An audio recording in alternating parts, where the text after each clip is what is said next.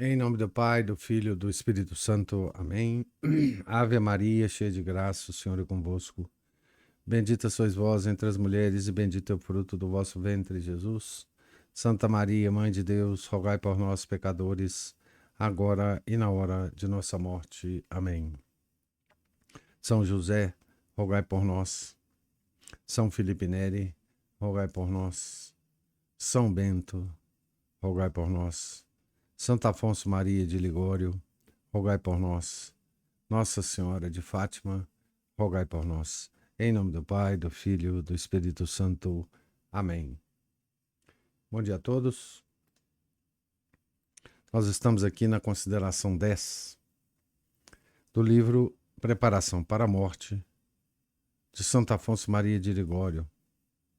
Nós estamos aqui no ponto 3 da consideração. Então, nessa consideração, Santo Afonso está nos dando conselhos, né, sobre os meios de nos prepararmos para a morte. Né? No ponto 1 e ponto 2, que nós já tivemos a oportunidade de ler, e também no ponto 3. É necessário o cuidado de nos acharmos em qualquer tempo, como quiseramos estar na hora da morte. Abre aspas. Bem-aventurados os mortos que morrem no Senhor. Fecha aspas, Apocalipse 14, versículo 13. Diz Santo Ambrósio que morrem, felizmente, aqueles que ao morrer já estão mortos para o mundo, ou seja, desprendidos dos bens que por força então hão de deixar. Por isso é necessário que desde já aceitemos o abandono de nossa fazenda, a separação de nossos parentes e de todos os bens terrenos.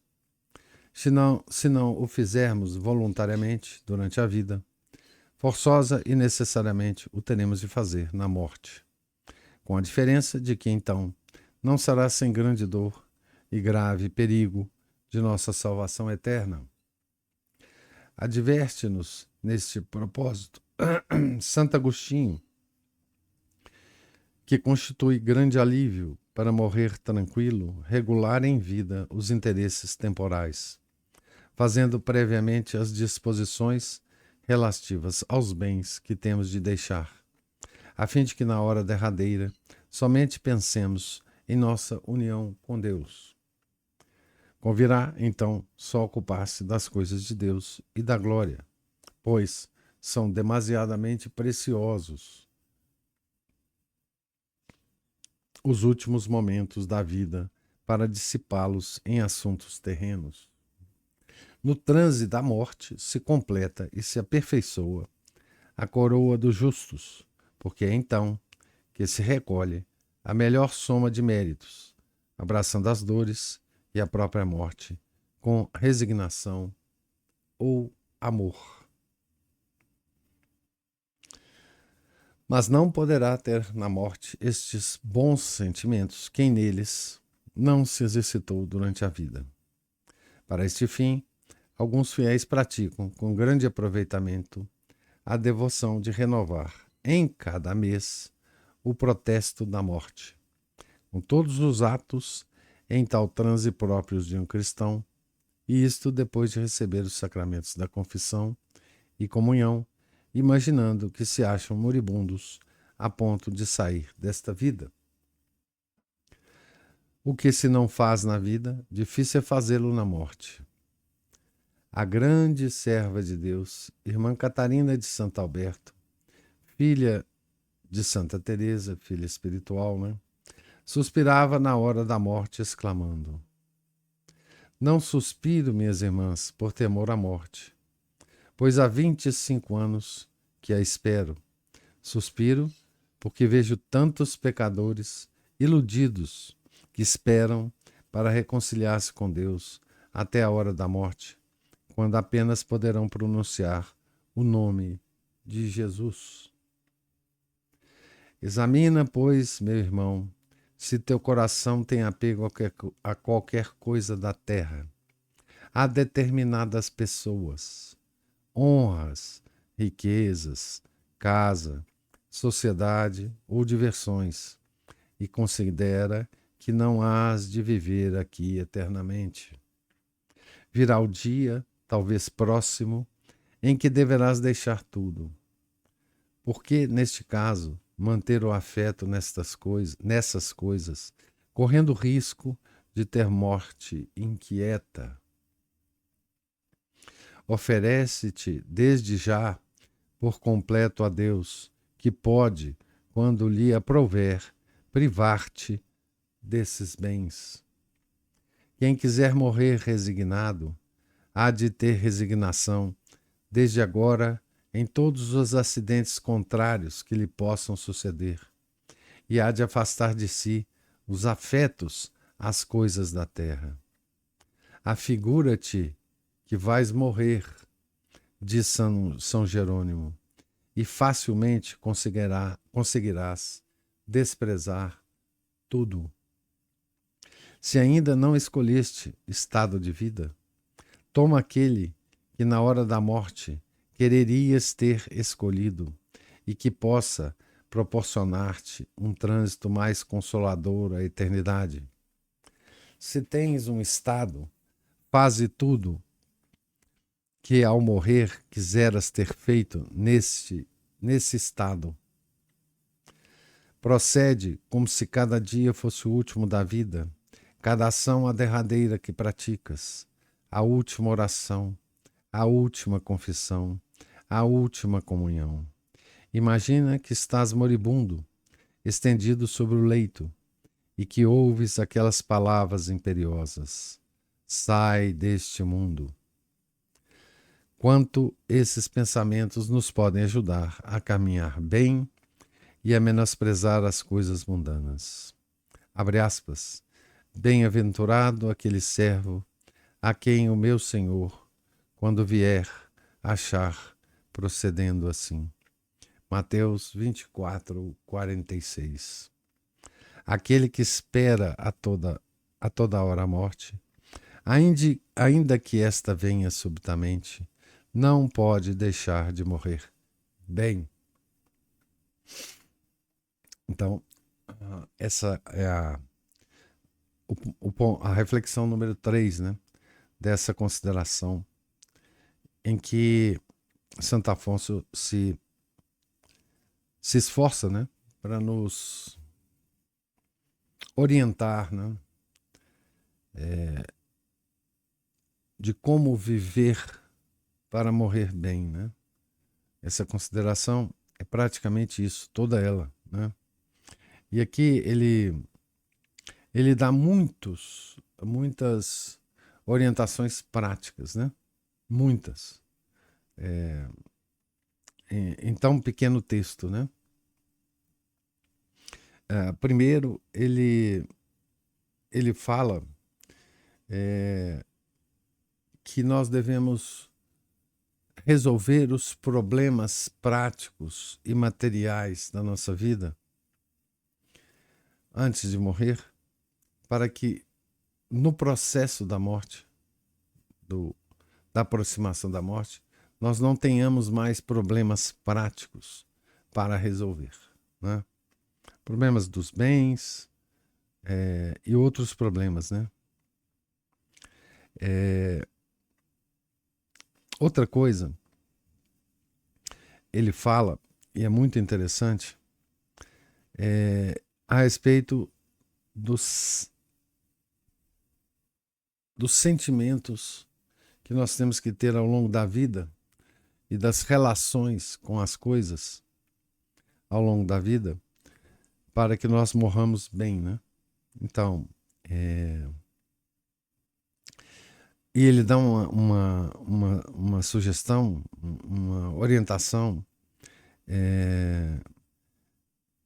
que nós não devemos passar por cima, né? Tá certo? Que é o que ele chama aqui ah, protesto da morte. Esse é o termo que ele usa aqui, né? Então, é a renovação em cada mês do protesto da morte. Ou seja,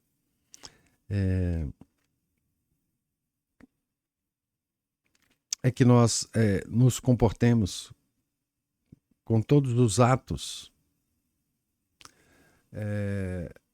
como se a gente estivesse na nossa hora da morte, né? Então, ele fala dos sacramentos da confissão e comunhão, imaginando que esta será a última confissão e a última comunhão, né? E essa é uma prática que todos nós podemos fazer, né? Tá certo? É uma ao longo do ano, né? Ele fala uma vez por mês, né? E é uma prática que na oração do terço, segundo São Luís, todo início de terço a gente fala, né, que a gente rezará aquele terço como se fosse o último da nossa vida, né? Então, aquela oração inicial sugerida por São Luís, Guilherme Maria de Montfort, ele diz isso, né? Nós dizemos isso se rezamos segundo o método de São Luís, né? Como se fosse o último da nossa vida, né? Então, isso, se a gente tiver essa prática de fazer essa oração antes dos nossos terços, né? A gente já está, digamos assim, a cada terço que a gente reza, lembrando disso, né? Que aquele terço poderá ser o último da nossa vida, né? Então, isso já está incorporado na reza do terço, se a gente segue o método de São Luís, né? Mas esse protesto da morte, né? É uma sugestão muito, muito, muito rica, né? E, enfim, existem outros, né? E a abertura do ponto 3 também, ele cita o Apocalipse, que é um versículo 13 do capítulo 14 do Apocalipse, que é um versículo que pode ser usado para uma boa oração mental, né? Porque ele é um versículo que tem aquela coisa que o Chesterton chamava de paradoxo, os paradoxos do cristianismo, né?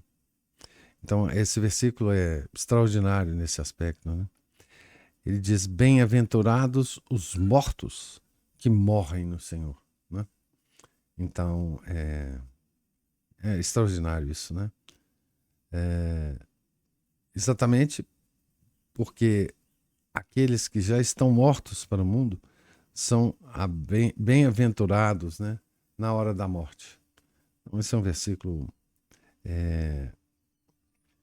que nos traz toda aquela sutileza, né, da nossa religião, né? Toda a sutileza da nossa doutrina, toda a sutileza da revelação, toda a sutileza do nosso Deus, né? Porque Deus é muito sutil, né? E muito delicado, né?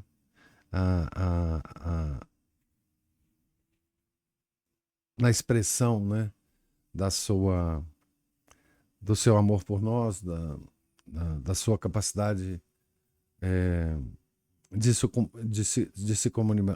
se comunicar com as almas que ele próprio criou, né? Nós, às vezes, é que não temos a sutileza de entendê-lo, né? Uma beleza esse versículo aqui do Apocalipse, né? E aqui segue, né,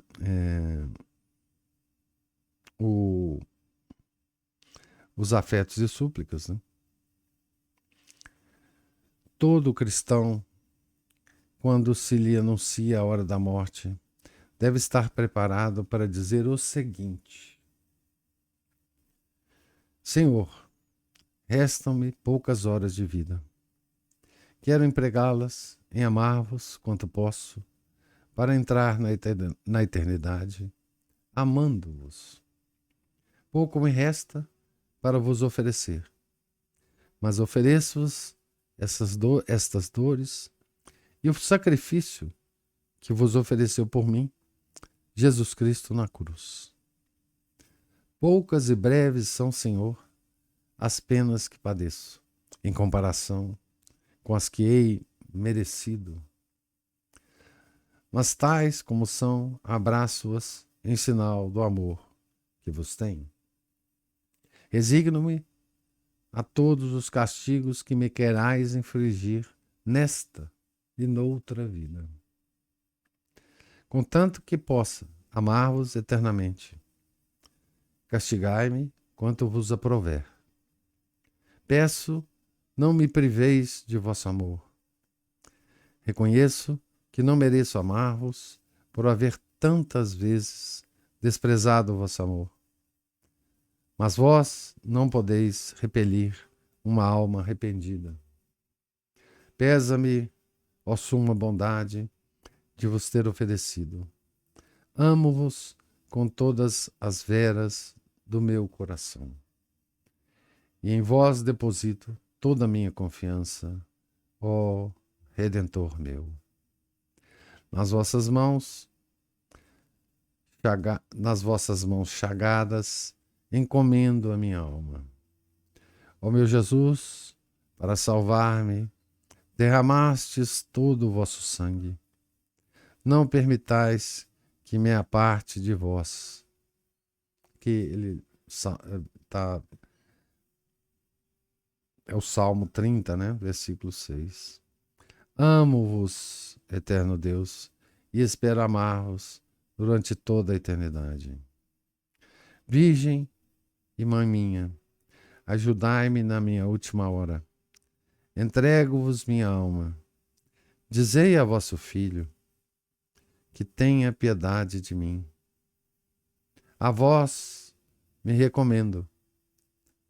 Livrai-me da condenação eterna. Então, aqui Santo Afonso nos oferece uma oração, né? Belíssima, que nós podemos, ou nós devemos estar preparados para fazê-la nas nossas últimas horas de vida, né? Uma belíssima oração, né? Então, se nós tivermos, né, uma vida parecida com o que ele descreve aqui, uma vida regulada, né? Uma vida correta, uma vida cristã, com todas as recomendações que ele faz aqui, né? Porque lembra, a consideração 10 é o meio de preparar-se para a morte, né? Então, essa última oração, ela fecha muito bem esses últimos afetos e súplicas, né? Fecha muito bem a consideração, né? Porque fecha com uma oração de um justo, né? Um homem que viveu segundo as orientações de Santo Afonso, né? Ou tentou viver, né? Ou aspirou viver, ou fez de tudo para conseguir viver segundo essas orientações, né? Agora, deixa eu ler aqui o ponto 1 e as súplicas e afetos da consideração 11. a consideração 11 é interessantíssima. Tem o título Valor do Tempo. Filho, conserva tempos. Filho, aproveita o tempo. Aqui tem uma citação de um livro da Bíblia que eu não identifico, a menos que esteja errado aqui. SR pode ser, mas não é. Eu não sei, se alguém souber aí, SR 4, versículo 23. Não pode ser Sirac é o eclesiástico. Mas eu não identifico essa sigla. De qualquer forma, o versículo é muito interessante, né? Filho, aproveita o tempo. Ponto 1. Diligencia, meu filho, diz o Espírito Santo, em empregar bem o tempo, porque é a coisa mais preciosa. Riquíssimo dom que Deus concede ao homem mortal. Até os próprios gentios tinham conhecimento de seu valor. Sêneca dizia que nada pode equivaler ao valor do tempo. Com maior estimação, ainda, o apreciam os santos. Afirma São Bernardino de Sena que um só momento vale tanto como Deus, porque neste instante, com um ato de contrição ou de amor perfeito, pode o homem adquirir a graça divina e a glória eterna. O tempo é um tesouro que só se acha nesta vida, mas não na outra, nem no céu, nem no inferno. É este o grito dos condenados. Oh, se tivéssemos uma hora! Por todo o preço comprariam uma hora a fim de reparar sua ruína. Porém, esta hora jamais lhes será dada. No céu não há pranto, mas se os bem-aventurados pudessem sofrer, chorariam o tempo perdido na sua vida mortal, o qual lhes poderia ter servido para alcançar grau mais elevado na glória. Porém, já se passou a época de merecer. Uma religiosa beneditina, depois da morte, apareceu radiante de glória a uma pessoa e lhe revelou que gozava plena felicidade. Mas, se algo pudesse desejar, seria unicamente voltar ao mundo para sofrer mais e assim alcançar maior mérito. Acrescentou que de boa vontade sofreria até ao dia do juízo a dolorosa enfermidade que a levou à morte, contanto que conseguisse a glória que corresponde ao mérito de uma só Ave Maria. E tu, meu irmão, em que empregas o tempo? Porque sempre há dias para amanhã o que podes fazer hoje. Reflete que o tempo passado desapareceu e já não te pertence, que o futuro não depende de ti. Só dispões do tempo presente para agir. Ó infeliz, adverte São Bernardo, por que ousas contar com o vindouro como se Deus tivesse posto o tempo em seu poder? E Santo Agostinho disse: como te podes prometer o dia de amanhã se não dispões de uma hora de vida? Daí conclui Santa Teresa: se não estiveres preparado hoje para morrer, teme morrer mal. Então, o valor do tempo, né?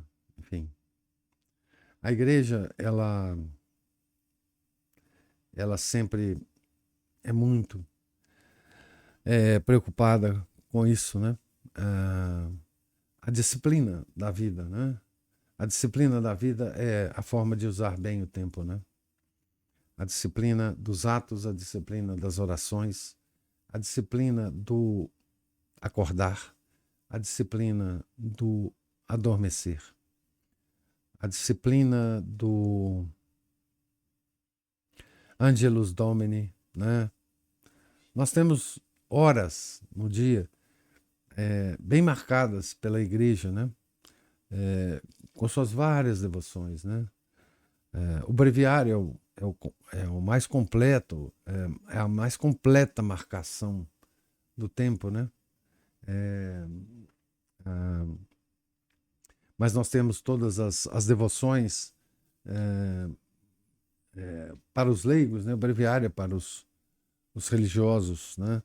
Padres e monges, mas nós temos para os leigos várias disciplinas, né, que a gente pode adotar ao longo da vida para os das ordens terciárias, né? Nós temos breviários resumidos para a ordem terceira dos beneditinos, dos dominicanos, né? Nós temos uma tradição que remonta ao século XI, né? Para todos os leigos, independente de serem de ordens terciárias, né? Que é o ofício parvo de Nossa Senhora, né? Enfim, a igreja sempre insiste, né? Com o seu ano litúrgico, né? A igreja sempre insiste nisso, né? O valor do tempo, né? Tempo como uma riqueza, né? E não como um castigo, né? O tempo pode ser visto como castigo, né? Nós envelhecemos e vamos morrer, né? Mas ele é o nosso maior aliado, né? Ele conserva tempos, né? Então, e aqui ele, enfim, ele fala sobre isso, né? E essa valorização do tempo, né, tem muito a ver com essa nossa preparação para aquele tempo em que vamos morrer, né? Aquele momento em que vamos morrer. E aqui Santo Afonso nos termina essa reflexão, né, com a sua oração, né? Dou-vos graças, meu Deus, pelo tempo que me concedeis para reparar as desordens de minha vida passada. Se chegasse a morrer neste momento, a maior de minhas penas seria pensar no tempo que perdi. Ah, Senhor meu, deste-me o tempo para vos amar e empreguei-o a ofender-vos. Merecia ser lançado no inferno desde o primeiro momento em que me apartei de vós. Mas chamastes-me à penitência e perdoastes. E me perdoastes. Prometi jamais tornar a ofender-vos. Entretanto, quantas vezes voltei a injuriar-vos e vós ainda me perdoastes? Bendita seja eternamente a vossa misericórdia. Se não fosse infinita, como teria podido aturar-me tanto tempo? Quem poderia ter comigo a paciência que vós tivestes? Quanto me pesa ter ofendido um Deus tão bom.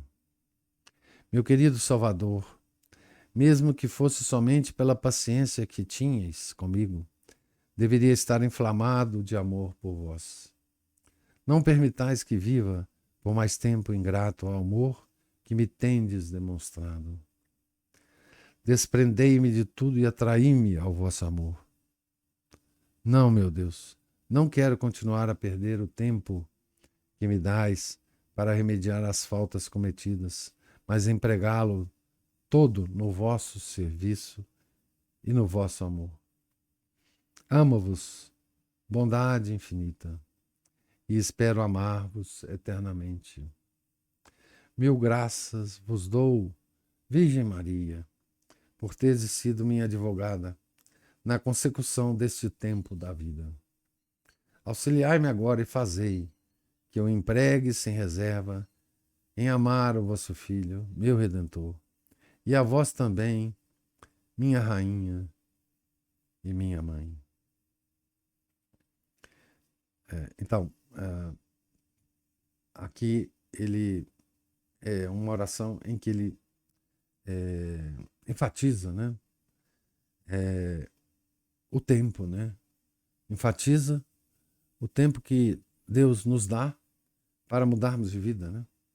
Enfatiza o quanto no passado ele ofendeu a Deus e o quanto Deus teve a paciência ao longo do tempo com ele, com esta alma, né, suposta que está formulando a oração, para que então essa alma se voltasse a Deus, né? Esse tempo que Deus sempre misericordiosamente nos dá, né? Para que nós nos aproximemos dele, né? Todos nós, né? Então, esse é o tema da oração, né? Que é o tema do tempo, né? Tá certo? Então, gostaria agora... Então, nós vamos falar aqui no ponto 2 da consideração 11, né? Sobre o tempo. E agora eu gostaria de ouvir, se houver, as observações e comentários dos senhores.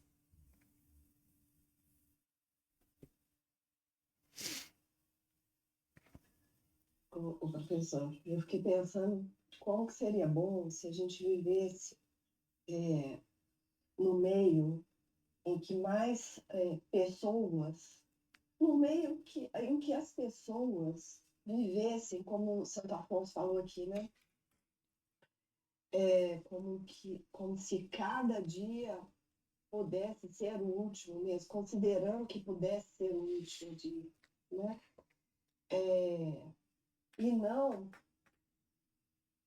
porque a gente nada o tempo todo contra a maré, porque nós estamos justamente no meio em que faz o inverso, né? Que faz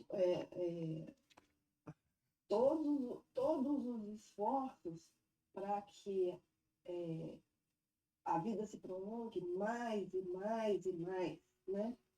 Sem, sem essa consideração da eternidade. E aí a gente tem que ficar aqui nessa peleja, né? Mesmo os nossos próximos estão, às vezes, muito distantes desse tipo de pensamento, né? Esse tipo de pensamento que apavora, né? De que hoje pode ser o último dia e que eu tenho que estar preparado e eu tenho que agir conforme isso, né? Conforme o que ensinou, o que ensinaram os mandamentos, o que ensinou nosso Senhor, né? Então, é uma luta mesmo, diária, né? Porque, e tudo, eu fico vendo, assim, às vezes, quando eu vou me deitar, eu fico olhando aqui em volta, assim, na vizinhança, quantas luzes ainda estão acesas, né?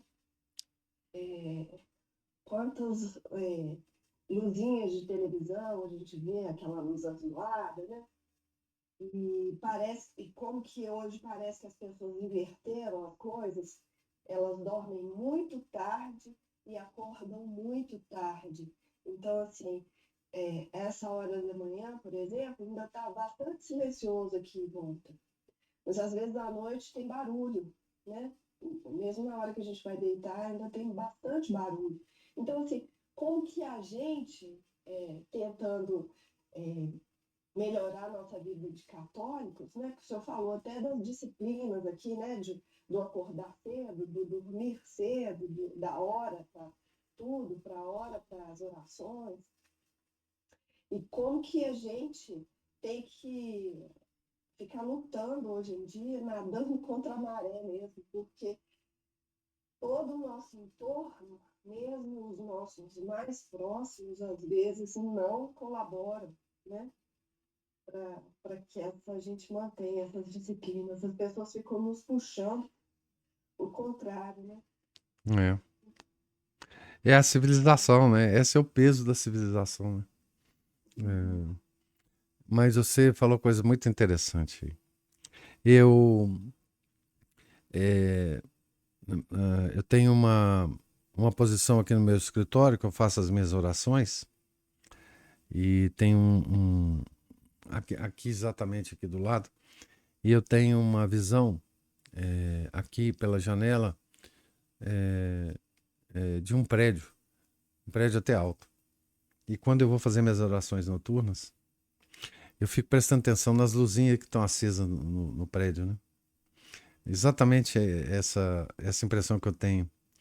E, assim, é, toda a nossa percepção do tempo na nossa civilização, ela foi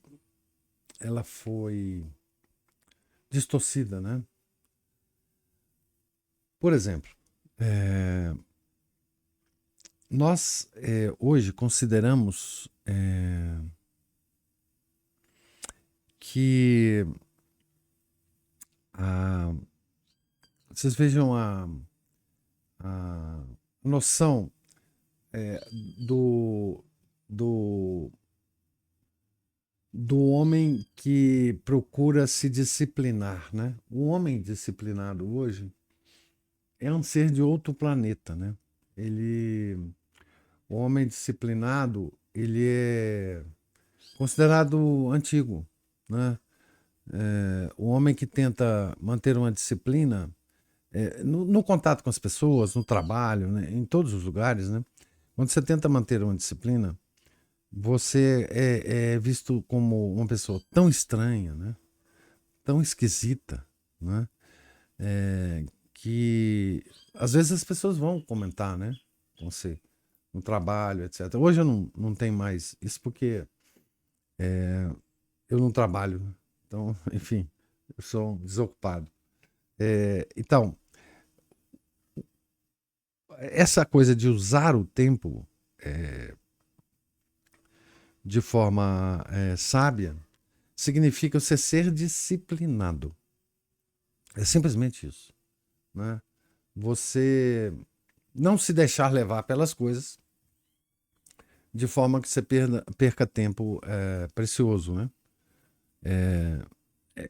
É claro que quando a gente fala isso, a gente não está dizendo que você tem que manter uma disciplina rígida ao longo do seu dia, custe o que custar.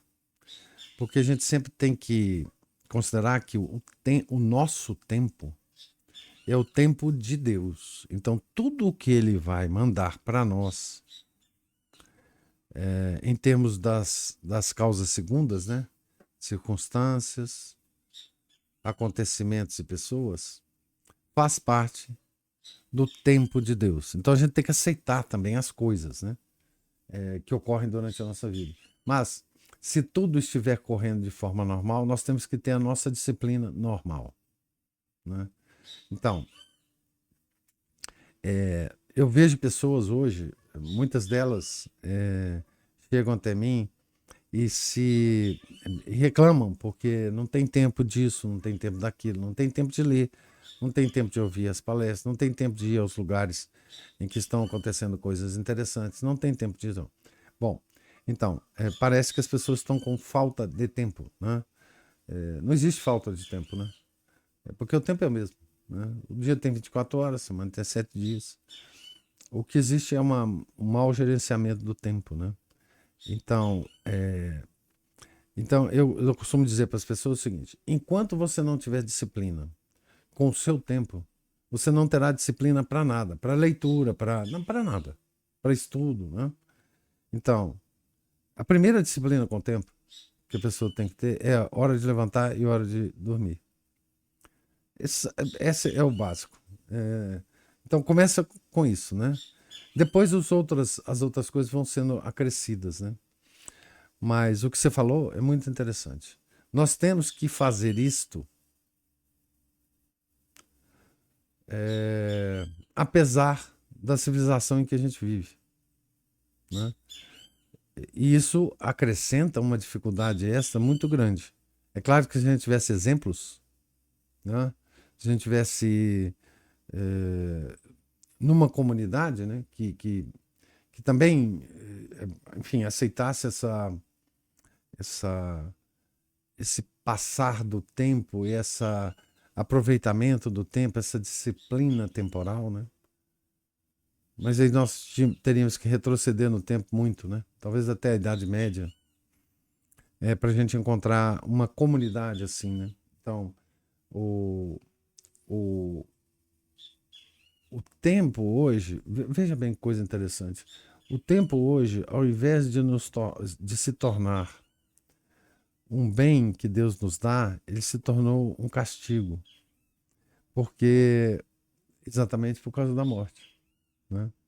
Porque as pessoas se veem se aproximando da morte e vai lutar contra o tempo, né? Lutar contra o tempo. E mais uma coisa em relação ao tempo e o que você falou. Você veja que até a noção de intelectual, pessoa estudiosa, mudou com o tempo. Hoje, a gente tem uma visão do intelectual, aquele cara, né, descolado, que ah, dorme tarde, acorda tarde e produz aquela obra intelectual, seja de literatura, teatro, etc. Se a gente olha para os intelectuais do passado, por exemplo, o nosso maior escritor, considerado o nosso maior escritor, né? Tem gente que não acha. Não havia vida mais disciplinada e mais chata sob os padrões modernos que a vida de Machado de Assis, né? Machado de Assis era um cara ultra disciplinado, né? Funcionário público exemplar, chegava na hora, estava lá, trabalhava, etc., saiu na hora. A sua disciplina de escrita era sagrada, né? E produziu o que produziu, né? Então, um homem normal da civilização, século XIX, aqui no Brasil, tá certo? Era assim. Então, o intelectual dessa época era assim, né? Era e assim um grande escritor brasileiro, ele conseguiu, né? Produziu o que produziu pela disciplina, né? Então, até até isso mudou, né? Porque veja a figura do descolado, né? O homem descolado, despreocupado, é o homem completamente indisciplinado. Indisciplinado. Vai para onde for, surfa conforme a onda. Não é isso que você fala por aí? Ah, você deve surfar conforme a onda. Esse é o quadro do homem indisciplinado. Nós não temos que surfar segundo a onda. Nós temos que ter uma disciplina. E dentro dessa disciplina, vivermos, né? Disciplinadamente. Mas a Anícia levantou, ou o Vinícius levantou a mão aí. Professor, sou eu, bom dia. Bom dia, tudo bom? Professor, só para aquela hora que o senhor, aí eu fui fazer a conferência entre as Bíblias aqui, é eclesiástico. Ah, então esse hack, ele tá, é Tem porque aqui que fala Cirácida. o Sirac. O Sirac é considerado o autor do Eclesiástico. Então eu saquei direitinho aqui. Muito obrigado. É É, a filha conserva tempos, né? Eclesiásticos. eu estava comparando aqui a Mato Soares com a Bíblia de Jerusalém. A Aham. de Jerusalém, a tradução é bem pior, né? Ah, não tem nem dúvida. Tanto que ela fala, leva em conta a ocasião e guarda-te do mal. Não te envergonhes de ti mesmo. Aham. Já do Mato Soares fala, filho, aproveita o tempo, foge do mal. não tinha vergonha de dizer a verdade para bem da tua alma. É, É muito mais precisa, né? é. Muito mais coisa. Ótimo, então. E Então, com relação a isso que o senhor está falando, é aquele negócio, né, professor? A disciplina, o intelectual, desde vamos colocar aí, talvez até desde o Renascimento, mas mais depois no século XIX, é aquele negócio, né? Ele segue as suas paixões. exatamente. Lord Byron, Shelley, ele segue as suas paixões, então não tem essa de disciplina. Não, Voltaire, etc. Não, você dorme, vara à noite, depois acorda em qualquer horário, ainda muito doido, né? Né? Da sua dose de absinto e depois isso pegou, né? É bonito isso. Com certeza o senhor viu isso na academia. E muitas vezes. Pois é. Muitas vezes. Então, assim, o gostoso, o intelectual era aquele que passava a noite, ia nas reuniões e bebia, e depois que isso ajuda a soltar a mente. Não nos esqueçamos, né? Mas muito mais perto de nós, que os botecos do Maleta, né, foram sempre celeiros de intelectuais ali, né? Então, no boteco, né? Intelectual e boteco, para nós é uma espécie de sinônimo, né?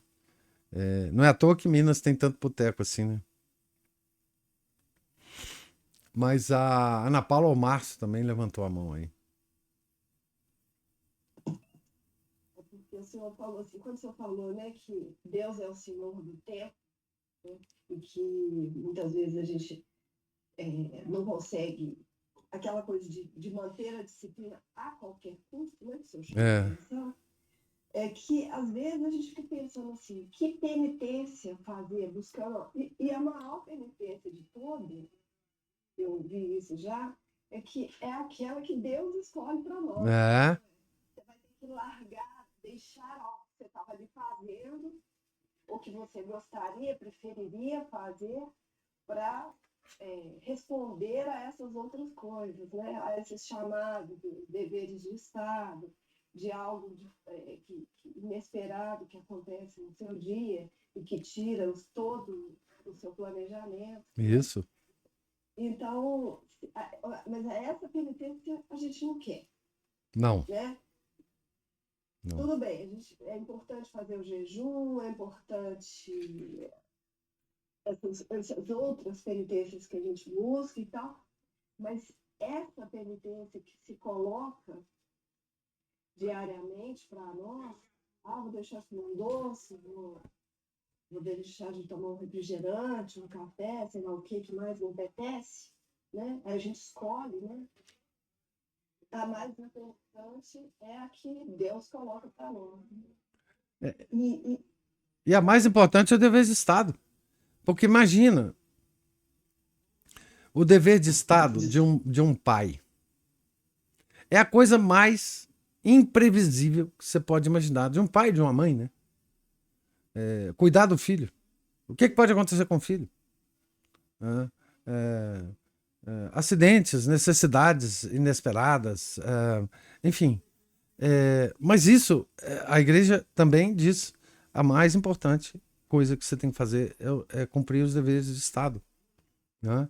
E, e isso é absolutamente imprevisível. Então, a igreja sempre afirma que dever de Estado é mais importante, você cumprir o seu dever de Estado é mais importante do que fazer oração. Então, você está lá rezando o texto, acontece uma coisa, você tem que largar o texto e ir. Né? Então, isso mas isso são, é, são lições de submissão à realidade, né? Ou seja, são lições de humildade que Deus nos dá, né?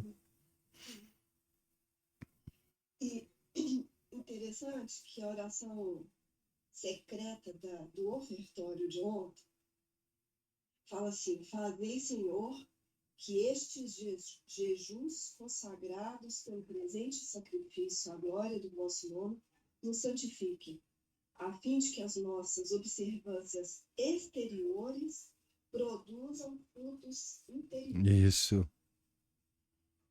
Bonito isso, né? É muito. É porque não pode ficar igual o fariseu, né? Uhum, Da oração do fariseu, né? uhum. Tem, Só com a preocupação com as coisas externas, né, professor? Com as aparências, né? isso, O com as, parecer. com as aparências. Agora, o que é importante nessa oração também é a consideração de que e a igreja sabe disso, por isso que ela orienta, nos orienta na quaresma, é que nós somos um ser composto de corpo e alma. Uhum. Isso significa o quê? Tudo que acontece com o corpo tem, Repercute. tem repercussão na alma, e tudo quanto acontece na alma tem repercussão com o corpo. O que eu estou querendo dizer tudo que acontece na alma? Eu estou querendo dizer tudo que acontece nos atributos superiores da alma, no intelecto e na vontade. Então, tudo que acontece no intelecto e na vontade tem repercussão no corpo. E tudo que acontece no corpo tem repercussão no intelecto e na vontade. Então, a igreja sabe disso, né? É porque ela foi fundada por quem criou a nossa alma. E, portanto, as práticas corporais, elas são muito importantes para influenciar a nossa alma, repercutir na nossa alma. É muito bonita essa oração, muito bonita. É isso mesmo.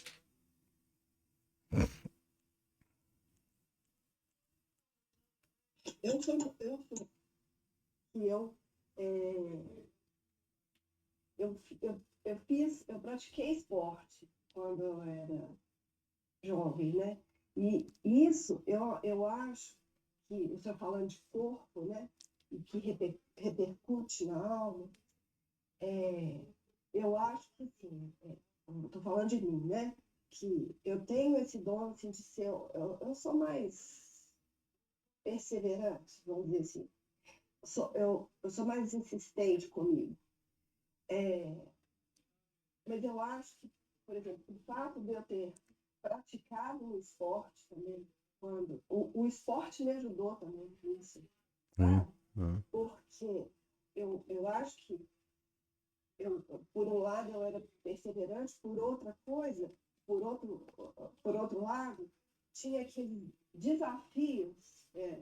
Eu gostava de. Era natação. Então, assim, o aprender é, um novo estilo, uma virada olímpica, é, isso, isso também era um exercício que repercutiu. Eu Isso. acho que, eu acho que Deus ele utiliza de tudo, porque naquela época eu era tão. Eu estava ali ainda no meio da minha faculdade, quando eu comecei a praticar mais seriamente, assim. Então, praticar como um exercício de frequência, assim, sabe? E aí eu via que, enquanto os meus colegas saíam para beber, por exemplo, depois da aula, primeiro que eu não gostava de beber, né? Porque eu ainda brincava assim, nós um dia ainda vamos te ver bêbada. Aí eu falava assim, gente, não tem esse perigo, meu estômago não aguenta.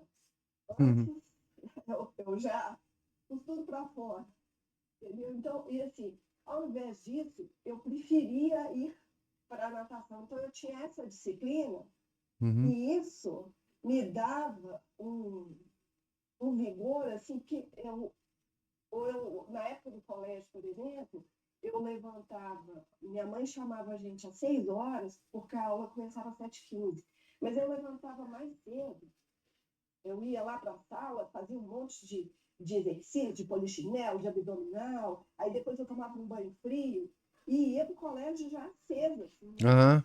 Essa era a minha droga. A, Então, assim, é a 1000 por hora. depois eu vi que Santo Tomás de Aquino fala sobre banho frio, né? Que Fala. você deve tomar um banho frio para ele te acordar, assim, É. né? Então, assim, para ver que como que isso que o senhor está falando tem razão, essa Ah. questão do corpo, né? Até Santo Tomás falando sobre a importância como que um banho frio te desperta e te põe para frente, assim. É. Então, eu acho que até isso, né, professor? Porque hoje o que fica mais movimentando são os nossos dedinhos. A gente vê essa rapaziada, esse pessoal novo, o que eles mais fazem é ficar parados, né? Diante de uma tela e só mexendo os dedinhos ali e não fazem nenhuma. É o que eu acho que faz falta, isso. Eu não sei se eu concordo comigo. O esporte é um, um auxiliar importantíssimo da educação da vontade. Toda a educação, aliás, se a gente pegar a história da educação, a educação que a gente pode chamar de educação formal, ela começou na Grécia com a educação esportiva, né? É, depois passou para os romanos, mas na Grécia as primeiras fases da educação eram educação esportiva. Então, o esporte desenvolve muitas habilidades, né? E desenvolve a vontade, que é um atributo superior da alma, tá certo? Então, repercute na alma profundamente. São Tomás, só para não perder a oportunidade, São Tomás tinha a sugestão de curar o que hoje a gente chamaria depressão, né? Com banho frio. Poderia tomar banho? Você quer falar algo aqui? Professor, Sim. o senhor falou aí do Maleta, né, dos botecos, deve por isso temos muitos filósofos de botequim também, né? Mas demais. Solistas de escadaria de igreja, né? Sim. Cada variação e sempre esses botequeiros de faculdade, né? Esses intelectuais que acordam com a cara marrinha de manhã cedo, bem amarrotada. Geralmente eles têm umas costas quentes, têm uma retaguarda boa, né, professor? Eles não têm que pular cedo, correr atrás, igual quando Papai dono de banco, papai empresário famoso, papai não sei das quantas, claro.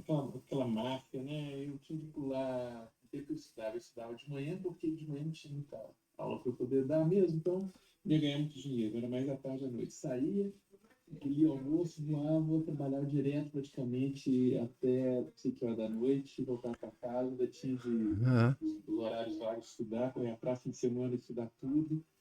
Não tinha nem vida social, né? Não convivia com ninguém, não convivi com ninguém, não fiz network, acabei até nem lidando muito bem na vida, justamente por falta disso, né? Os filhinhos de papai tiveram tempo que Já nascem com network, filhinho de papai já nasce com. tudo engatilhado, né? Mas... Igual aquele grande cineasta brasileiro, Walter Salles. o papai é banqueiro. O papai era dono do Unibanco. Oh, meu Deus. Aí qualquer coisa qualquer projeto que eu fizer é tipo um mini Rothschild, né? Qualquer projeto que eu quiser vai dar certo, porque a gente conhece as pessoas certas, né? Sabemos onde ir, né? Mas você falou da disciplina. É uma coisa interessante que hoje em dia, se você descrever para a pessoa que você tem uma rotina disciplinada, eles começam a te olhar e começam a sugerir na conversa deles, tipo, você tem algum problema psiquiátrico? Certamente. Né? Tem que ser internado. Não é? Eu já ouvi isso dentro da minha casa, professor. Gente de fora me falando isso, sim. Olha aqui que a minha paranoia nazista, vamos dizer assim, né? Porque as pessoas... Já fui chamado, inclusive, dessas coisas terminadas com isso, né? Como tem nada a ver com são vários. o fato de ter alguma disciplina, porque eu era isso ou era o fracasso completo, né? Então, não tem jeito. O interessante também é que a palavra, por exemplo, sistemático, virou uma coisa depreciativa, né? Como se fosse uma pessoa com toque, né? Com transtorno obsessivo compulsivo. Um problema desse tipo aí, mas simplesmente porque leva a sua vida de forma organizada. Porque tem gente que tem uma disciplina no trabalho porque ela é imposta de fora. E a vida particular delas é uma toda desordenada, dorme a hora que quer, acorda a hora que quer, incomoda os vizinhos, não tá nem aí, né? Outro dia a pessoa falou, não, aqui na casa nós dormimos tarde mesmo. Assim, dá vontade de falar assim, tudo bem, vocês dormem tarde, mas vocês não precisam fazer barulho até tarde. Para os Vocês outros moram no dormir. prédio, né? Tá muito perto, incomoda o vizinho, você não tá no meio do mato, É, né? No meio do mato ainda se incomoda os infelizes dos bichos quando estão tocando aqueles que dormem na sua casa, por exemplo. é, Apesar de que de casa tem um condomínio de passarinho aqui, na hora de entardecer e de amanhecer aquela frisada. aquela fusarca é ótimo. Mas. Mas, ô Márcio, só você mesmo para lembrar certas palavras. Sistemático. Sistemático. Eu Você lembro chamar de demais disso. Lembro demais dessa nossa, expressão. velho sistemático. Velho. Chamavam as pessoas assim. É, Porque eles eram mais disciplinados, né, pessoal? é, exatamente. Eles eram mais disciplinados. Olha o que a geração nova tá fazendo aí. A geração nova é assistemática. Sistemática. É a regra não ter regra, ou ter a regra de ser completamente inverso, né? É. Que é outro ponto que o senhor me fez lembrar aqui. O dia tinha um rapaz que estava falando, eu não consigo levar meu filho na nossa missa de manhã, porque ele acorda com muito sono. Eu falei assim, deve dormir muito tarde, né? Por que você não tenta uma higiene do sono? Ele, higiene do sono? Você começa a acalmar a criança. Você, por exemplo, diminui as luzes da casa, você diminui o ruído, diminui a televisão se tiver alguma, não deixa o menino mexer com o celular, o computador, o videogame, depois que o sol se puser. Restringe os estímulos sensoriais, fala mais baixo, lê um livrozinho lá com a luz de abajur perto dele. Apaga as luzes, né? Usa luz indireta, é muito. Exato, ele vai se acalmando, ele pega no sono cedo, ele vai dormir cedo, vai conseguir ter condições de acordar cedo. Um monte de mamãe que fala as coisas, porque eu consigo fazer meu filho dormir, ele dorme, eu tô com sono, ele tá lá pulando, gritando. Assim, tudo bem. A pessoa chega em casa, tem aquela coisa de quero meu pai, quero minha mãe, mas quero meu pai e minha mãe, mas vamos pegar um ambiente mais, vamos dizer, aconchegante, né? Igual dos romances antigos, né? A pessoa relaxa, vai se acalmando. Aqui já teve criança aqui, pessoa que faz, ela só dorme depois de meia-noite. Fala quanto isso pessoa sua vantagem, né? Criando uma cultura baladeira. E a gente vai fazer isso 9 horas e a criança já apagar. Claro. Se não tiver um problema orgânico, esse Sim. problema de agitação é porque não tem disciplina no tempo. Tem disciplina. Porque tem uns pais também, professor, que eles acham o seguinte: outro dia um comentário idiota na internet. Nossos filhos não ensinam a ser pais. Não. Negativo. O que ensina a ser pai é seu convívio com seus pais. Você vai reproduzir já na vida dos seus filhos aquilo que você aprendeu com eles. Você vai adaptar dependendo das circunstâncias. Claro. O temperamento do seu filho, essas coisas, né? E às vezes você dá palpite e pensa assim, você nem filho tem, você tá dando pitaco. Assim, tô dando pitaco, eu tô sabendo mais do que você, que tem dois, exatamente. Né? Porque tem casais, só tomando a missa, né? Tem casais que têm muitos filhos e você não vê um pio dos filhos. Eles estão quietinhos lá. Estão lá. Parabéns a Rafael. Não. Que ele merece. Nossa Senhora. Que cara. Os meninos são ótimos ali, a família funciona super bem. Ele sempre. O Rafael está sempre muito próximo de mim lá. Eu vejo os meninos. Não incomoda ninguém, né? Nada, ninguém. E quando tem que falar com um e com o outro, é baixinho, eles entendem. Eles falam baixinho. Então, assim, é só. Enfim. Se não tiver problema orgânico, né? Porque às vezes tem problema. Mas aí é outra coisa. Mas se... Que atacar de outro outro ângulo. E outra coisa, última, né? Essas orações, essa oração anterior ali do ponto anterior, né? Linda, né? Linda. Cada oração maravilhosa que a gente pode ter. Não precisa ser as últimas horas de vida, né? Não. As últimas décadas de vida, sendo caso, a gente nem sabe. Né? Inclusive, ela pode fazer parte daquele hábito que ele sugere aqui de protesto da morte, né?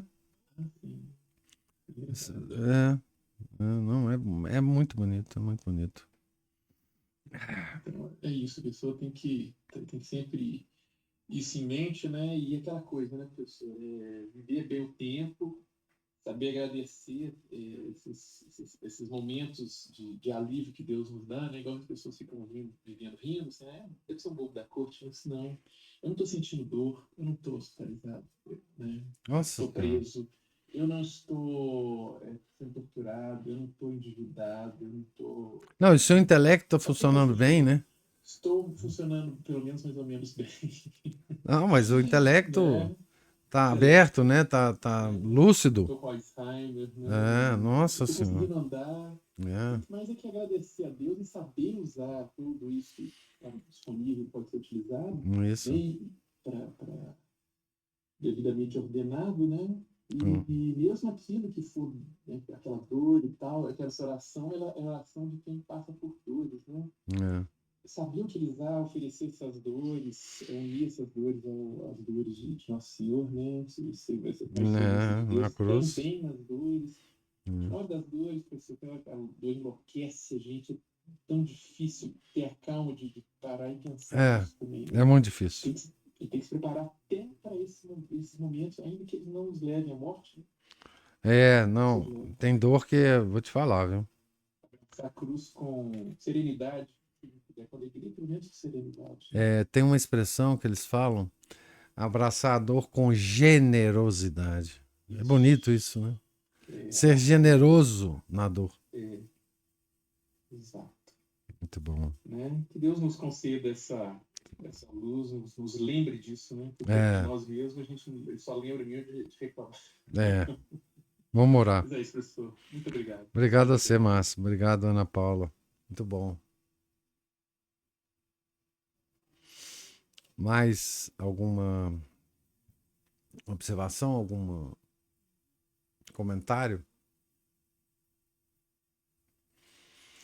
Então, Deus lhes pague a presença, paciência, os comentários, observações. Fiquem todos com Deus, tenham um santo dia, um santo final de semana. Em nome do Pai, do Filho, do Espírito Santo. Amém. Ave Maria, cheia de graça, o Senhor é convosco. Bendita sois vós entre as mulheres, e bendito é o fruto do vosso ventre, Jesus. Santa Maria, Mãe de Deus, rogai por nós, pecadores, agora e na hora de nossa morte. Amém. São José, rogai por nós. São Felipe Neri, rogai por nós. São Bento, rogai por nós. Santo Afonso Maria de Ligório, rogai por nós. Nossa Senhora de Fátima, rogai por nós. Em nome do Pai, do Filho, do Espírito Santo. Amém.